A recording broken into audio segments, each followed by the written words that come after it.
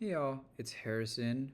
Back on another week daily update. It is October 14th, after midnight. This is for October 13th. My KPIs are here. So I didn't hit the 500 sock mark. I got 454. I actually consider this a 500 sock day though, because there's a significant portion of time this past hour or so, maybe not the hour, but a good portion of the time where I was, doing stuff, but I just didn't set the timer up. I think I should try to aim for at least 450 socks a day moving forward. I think it's definitely doable, especially if I have nothing else going on in the day. I guess if I have a couple meetings, I won't run the timer during the meeting. This is the socks again. I'm pretty disciplined with them. They're supposed to represent pure focus time where I'm doing, just like locked in and doing stuff. So I think 450, realistically more like 480 or so, is pretty good. And 450 is a really solid day. I think 9 hours of pure focus time, being, very rigid about what qualifies as socks making time versus not, is, actually really, really solid. People say they do like 12-hour work days or so. Well, they're not locked in the full 12 hours.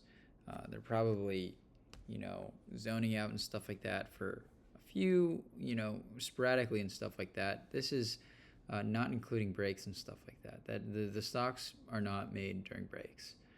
So I think nine, this is essentially like nine, or what is it?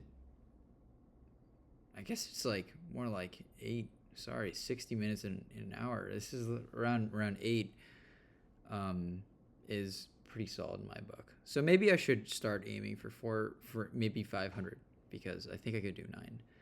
But anyways, I got out of bed at like 9:30. I think tomorrow you'll see around 9:30 again. Maybe a little bit later, just because I try to get 9 hours of sleep and it's 12:45 at this point. Got around 1,200 lines of code. Got a lot of stuff done, but there's a ton of dev work I need to do, and I need to continue locking in. So that's my update for today. I do have a meeting tomorrow, so maybe I'll get like 450 stocks or something.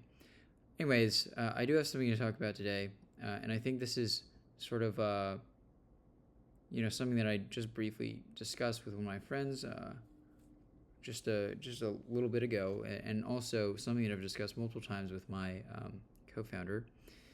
It is about, and I recognize, first off, that what I'm about to say is definitely from a place of financial security and privilege.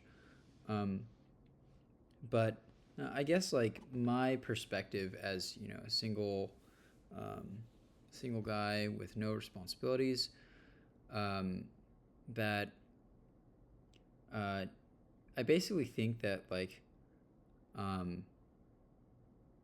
essentially making, say like $100-something thousand a year versus making like $1 million a year doesn't really change my life.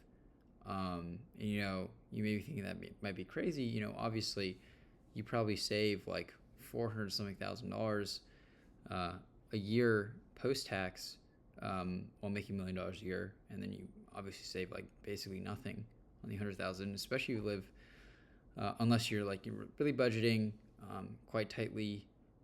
Maybe you save like 10 grand a year or some, but you do need to be pretty price conscious at that level, and you definitely don't need to be price conscious at the $1 million level. Not only that, you can basically save enough to buy a house in cash or buy an apartment in cash, and even the most expensive cities in the world like New York, San Francisco, and overall you just have a ton of material abundance. And I think my rebuttal to that is that personally, I don't think I particularly would think those things give me much more fulfillment in my life. I think making $1 million a year, I mean, be fucking awesome, obviously, but I don't think like it really changes how I live my life. Perhaps I eat out for every single meal, Perhaps I eat at really nice restaurants regularly. Perhaps I go on a shit ton of dates. Perhaps I can purchase my own house and stuff like that. But ultimately, all this stuff is pretty fleeting and just comforting. Um, I think, like, first of all, I would probably lose a lot of drive that I have, just because I think if you have materially worse conditions, not even like obviously if you're making 100,000 a year, you're also living quite comfortably, especially if you budget correctly. Like, you know, it's like that's like, I don't know, $70,000 post tax. That's a ton of money to live off of. So even that you're pretty comfortable. But like essentially, like I don't think like my life in terms of satisfaction or fulfillment really changes that much, especially because, you know, again, this is what I mean by having privilege. Obviously, I have privilege just in being able to, you know, be in good health and be able to work. Um, but what was I gonna say? I was yeah. It's like I think like particularly in tech and software engineering, the salaries have been dislocated uh, with respect to, you know, percentile of like being good or like a bit like basically like 90th percentile in tech of quality of person um, makes vastly more than 90th percentile of a person working basically any other industry.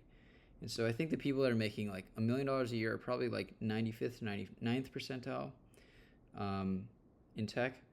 Whereas, you know, people say you're like, you know, a chef or something, the people that are making $1 million a year as a chef are literally like top of the top of the top. And so, you know,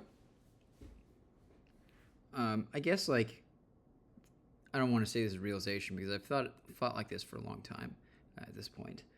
Um, but I think like essentially like the money just doesn't really confer any sort of real sort of satisfaction or fulfillment in yourself as a corporate worker or as someone with like a W-2, um, because you essentially don't really have to still like, even if you're making all this, you know, money, you still don't base level need to, you know, fight tooth and nail to survive and like win essentially. I think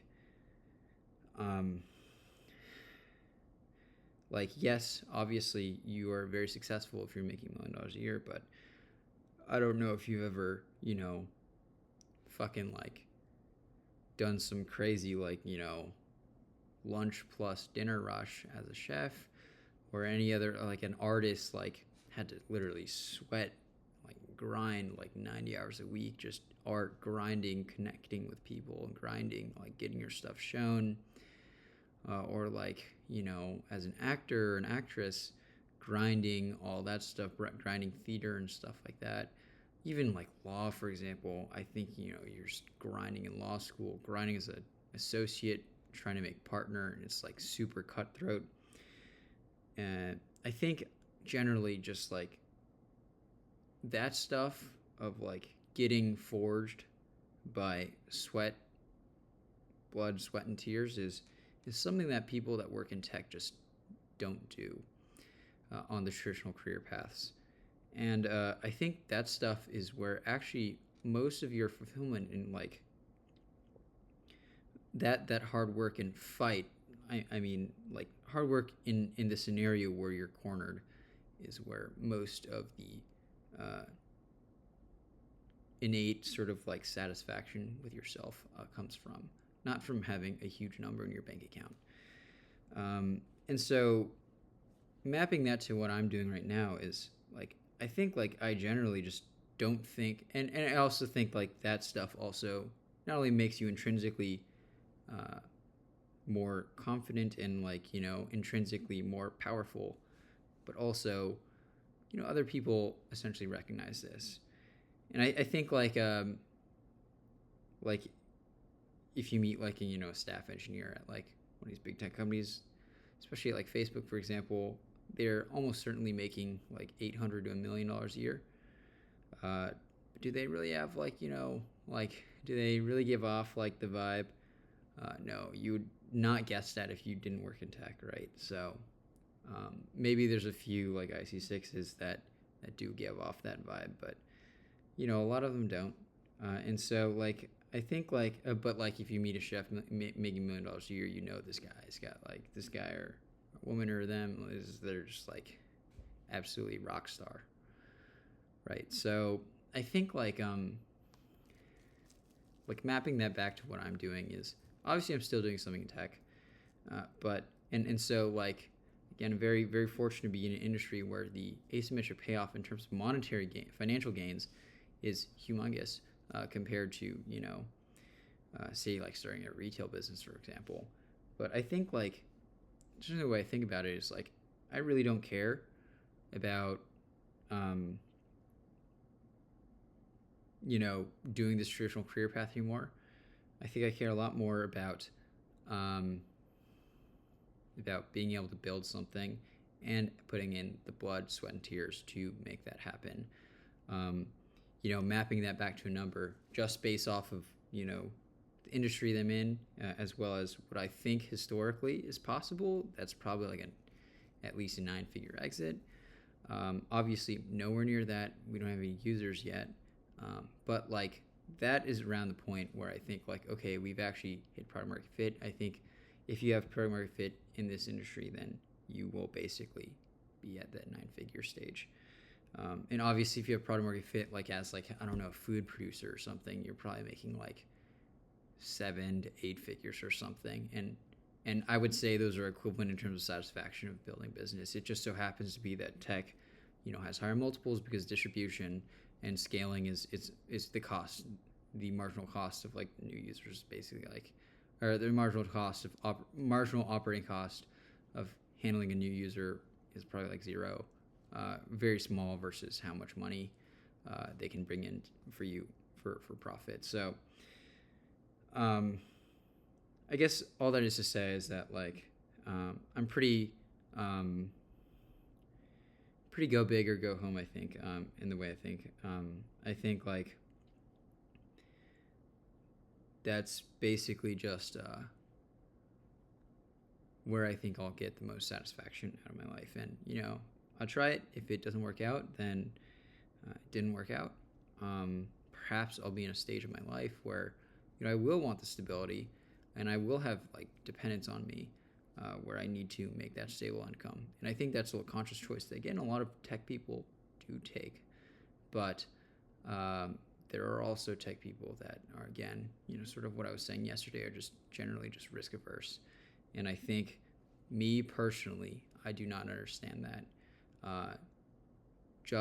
Well, I mean, obviously you can see it, but I just personally don't agree that that's the way to live life, at least while we're young, because you got to take the risk while you're young. And, it's sort of like a barbell outcome. You either, have a nice, comfortable life, but really don't really get intrinsic fulfillment, at least from my definition of that, or, you hit it big and you get something really, really real under your belt. And you have that as like, really just a real accomplishment that you've done something in your life. So I think that's the way I'm thinking about it.